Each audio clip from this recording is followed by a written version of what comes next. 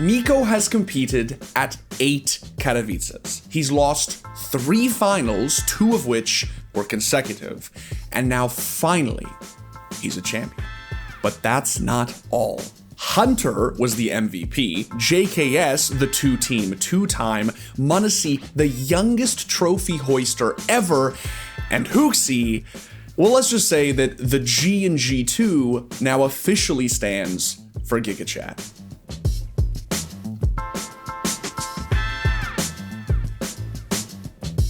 Alright, first things first.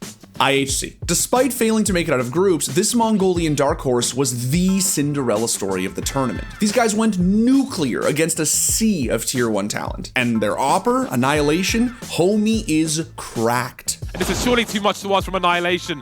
Half health with the Deagle, but there's only 2 left. Surely not. The bomber's facing him this time, swinging now, looking for Yuri, who's alone. He's isolated. It can't be like this. It can't be. Annihilation's got 1 more to find. This drop. These rounds are so dangerous for Furia. Next up, complexity. Was this Hallzerk skit the best thing to come out of Cole's Kato stint? Yes, but the absolute barn burner they played against outsiders was a close second. Has he given them a chance? They're gonna go grab it. They flushed him out of the pit right away, but the bomb! What? The bombs ended up on the roof! No, if only Kicker was a little taller. The Norwegians just stole it away around. Hats off to the boys in blue, man. Seriously. They took the defending major champions to the brink and came excruciatingly close to beating them. I legitimately think that if this coffin smoke gets thrown a few seconds earlier and Cole don't swing it before it blooms, they get 14 and maybe force overtime.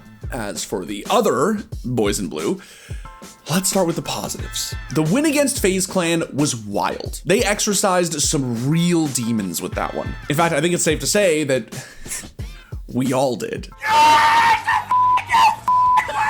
And they see us back on top. Grand Slam, here we come. Suffice it to say, their quarterfinal comeback against Vitality was in no uncertain terms the craziest shit I have ever seen. 13-2, that was the deficit. Not only did Liquid bring it back, they took a beating on map 2 only to eke out map 3 and send the Frenchies flying. Apex, that was a must-win fight. It's given them a chance, a route back in, but this one's coming down to the wire, and out with that swing, HooXi seals the deal! All in all, a formidable performance. It is sort of disappointing that they put up such a lackluster showing against G2, but I do think they can take some solace in the fact that G2 are just on one right now.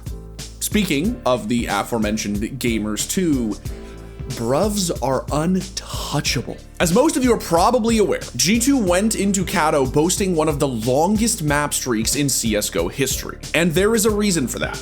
As G2 look to make their dreams a reality. Katowice! They've done it! They did it. They clicked. This is the G2 that we've been waiting for. It really feels as if after their blast win in December, everything just fell into place. JKS is back in peak pre-pandemic shape. Hunter is really coming into his own. m0NESY's insane opping has made it so that NiKo can be the star rifler without having to be a solo carry. And HooXi being the solution to G2's problems went from a meme to a reality. But for NiKo in particular, this win was monumental. 4 Kato finals he's played, 3 of which he'd lost prior to this one. Add 2 major finals onto that, and you've got a guy who, despite being one of the most statistically impressive riflers ever to touch the game, had never really racked up a big trophy to his name. Homie was desperately deserving of this dub, and it was lovely to watch him get it. Yeah, like the whole Ancient, I was not thinking about the trophy at all. I just wanted to play like it was like a FaZe game basically, and after the last frag, I don't know, something just, I cannot describe the feeling, I swear to God. So, as I said, it's the first time I cry, it means the world to me.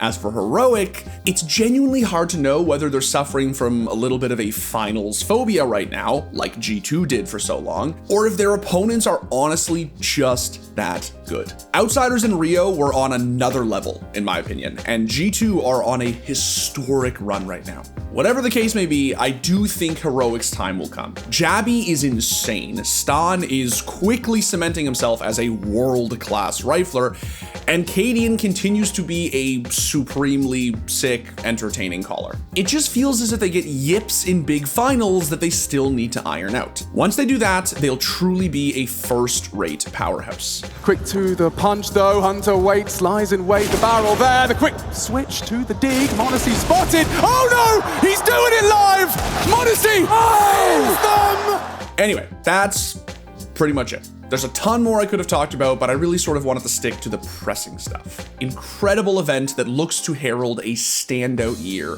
for CSGO. Can't wait to see what comes next. The guy looks like he just stepped off a NASCAR track in fucking South Dakota, and he is Norwegian. Like through and through, like the thickest accent you've ever heard. It was great. Yeah, it's really funny. Halzerk is a beauty, man. I fucking love Halzerk. I'm gonna need me damn ops every damn round.